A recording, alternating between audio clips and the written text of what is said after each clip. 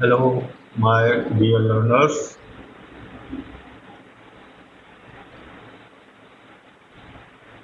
I welcome you all on my channel, English with Jahar Sir.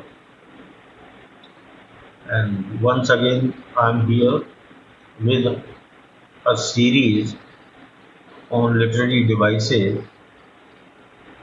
In my previous video, I introduced the concept, even the classification of literary devices, and we also dealt with simile. So, in the continuation, without wasting any more time, let's get started. And today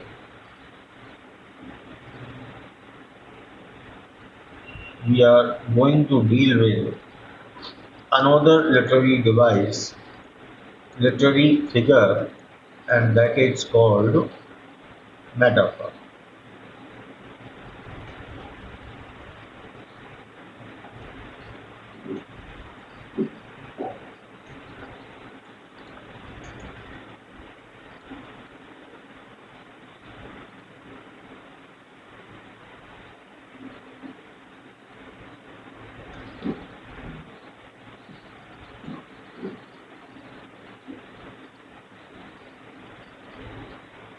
So, friends, this is another figure of speech, and we call it metaphor.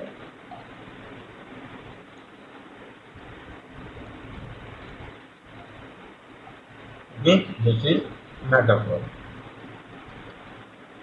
So, let's begin with its definition. As I told you in my previous video,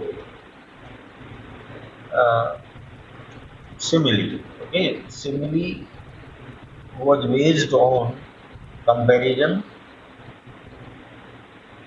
and likewise, metaphor is also based on comparison. But there is a difference between metaphor and simile. So, metaphor, unlike a simile, makes an implicit, implied, or hidden comparison between two things or objects that are poles apart from each other but have some characteristics common between them. Okay, so this is the concept of metaphor.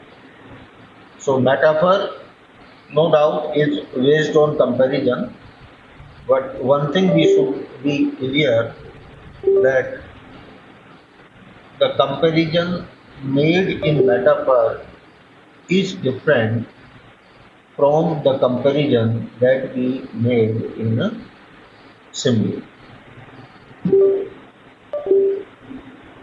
And the reason,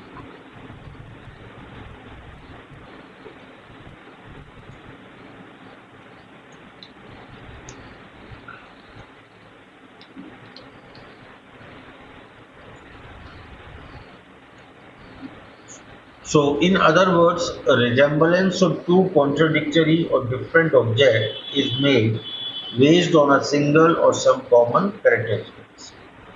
In my previous video, I also told you about some common feature or some common characteristics. Okay? Because without having a common feature between two objects, comparison is not possible. And without comparison, simile or metaphor is not possible. Okay? In simple words, when you portray a person, place, thing, or an action as being something else, even though it is not actually that something else, you are speaking metaphorically. You are presenting a person as something else despite the fact that the person is not as someone else or something else. Okay, So if you are talking or speaking in that manner, that means you are speaking metaphorically. So this is called implicit, implied, or hidden comparison. Okay, and in simile, what were we doing? There was an explicit comparison, clear comparison. So this is a difference, major difference between metaphor and simile. Now, for example, he is the black sheep of the family. Okay? Black sheep of the family. Now, this is a sentence, a statement, and this is metaphor. Why? Because he is not a sheep and is not even black. Because we are talking about a human being. That is he. Okay?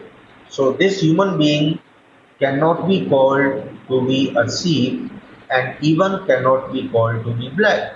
However, we can use this comparison to describe an association of a black sheep with that person, and so this is indirect comparison. And how is that? Let me elaborate it. A black sheep is an unusual animal and typically stays away from the herd. Herd, that is group of the sheep. When hundreds of sheep are going somewhere in the field, okay, a black sheep is observed or different. So that is the person you are describing shares similar characteristics. There is always a person in the family who is different from the other members. And so the person is called to be the black sheep of the family. As among the white sheep, the black is clearly visible and is different from the rest members of the group, and so it is metaphor. Metaphor does not require the use of like or as. Okay, I told you in my previous video these words are essentially used when we are using simile. But when we are using metaphor, then we do not mean like, we do not mean as. Because these words make the comparison explicit, and here we are making the comparison implicit or implied or indirect. Metaphors are universal and are not restricted only to literature. Okay, they are sometimes constructed through a common language. They are called conventional metaphors. So they are universal. Okay, so we should not think that metaphors are used only in poetry, only in literature. No, metaphors can be used anywhere, even in our day-to-day conversation. We can use in a speech, okay, usual speech. So they are universal. Like for example, calling a person a night owl, okay, or an early bird. We often call a person night owl, early bird. But what does it mean? We do not mean the word owl, we do not mean word, but we mean that similarly life is a journey. A common conventional metaphor example commonly heard and understood by most of us. Now, for example, the person who stays late at night is like night owl. The person who wakes up early in the morning, early bird. Okay, and life is also a journey. Okay, so as in journey we find stoppages, hurdles, problems, and similarly life also has so many hurdles, problems, stops, and so this is a comparison between life and journey. Now there are some simple examples. The assignment was a breeze. Okay? There is a comparison between breeze and assignment, but we do not have the word like or as, and that's why this is called direct comparison, implied comparison. But this phrase, a breeze, what does it mean? It means not difficult. We can also make this statement like the assignment was very easy. Okay, but That is not poetic. That is not effective. Okay, that is not impressive. As I told you in the beginning, that these devices are used to make the statement and the language impressive, effective. It is going to be clear skies from now on. Clear skies that has been used for without hardship, without problems. Her voice is music to his ears. That is very melodious voice, very sweet voice. He is in the autumn of his life, autumn devoid of pleasure, withering. Okay? As the autumn season is devoid of greenery, green leaves, pleasure, beauty, and similarly, when he has been bereft of all kind of joys, pleasures, and beauty in his life, and so we call or make the statement that he is in the autumn of his life. So these are the common examples of metaphor. You can easily understand that in all these examples we have not used the word like or as. Why? Because these there is no direct comparison. This is all implied or implicit. Now some literary examples of metaphor. The best use of metaphors is found in poetry because poems are meant to communicate complex images, okay, and feelings to the readers. And metaphors often state the comparisons most emotively, that is full of emotions. Now, this I have taken this sentence from the poem The Sun Rising, okay, by John Donne. She is all states and all princes I. Here C has been compared with the states and I has been compared with the princes. Okay, but there is no word like as implicit comparison. Demonstrate the speaker's belief that he and his beloved are richer than all the states, kingdoms, and rulers in the entire world because of the love that they share. So this is called metaphor. Okay. So in this line, the poet has used metaphor. Shall I compare thee to a summer's day? This is a sonnet number 18 by William Shakespeare. And there is again comparison, thee, that is the friend of the poet, and summer's day. Okay? Extended metaphor between the love of the speaker and the fairness of the summer season, that is beauty of the summer season. All the world's a stage and all the man and women merely players. This has been taken from the play As You Like It, a comedy by William Shakespeare. And again here, world has been compared with the stage. Okay, man and women have been compared with the players, that is, characters of the play. Life is compared to stage, people to actors, suggesting roles and performances. Hope is a thing with feathers that perches in the soul. This has been taken from Emily Dickinson's poem.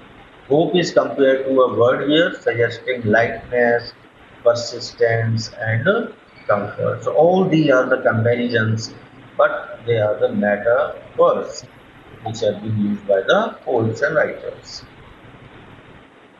So this is all about metaphor, and I hope you must have understood it. तो एक बार मैं दोबारा slides को revise कर देता हूँ। आप इसके स्क्रीनशॉट ले सकते हैं और आफ्टर दैट आप इसको अपनी नोटबुक में नोट कर लें, पढ़ें इसको पहले, कॉन्सेप्ट को समझें एग्जांपल्स की हेल्प से। और मैंने पिछले वीडियो में बताया था कि डिवाइसेस पर कमांड आप तभी कर सकते हैं जब आप उनको पोएम्स में या राइटिंग्स में फाइंड आउट करने का प्रयास करेंगे। Reading reading is very important. Okay, जितना ज़्यादा आप रीडिंग करोगे उतना ही कमांड आपको इंग्लिश लैंग्वेज पर, लिटरेचर पर होती है। So overall I can say that hard work actually is very essential. Hard work is very essential and there is no alternative to the hard work. Okay, so I hope again the same request: share, subscribe uh, this video as much as you can to spread the light of learning. And thank you, take care, and see you again with another video. Goodbye.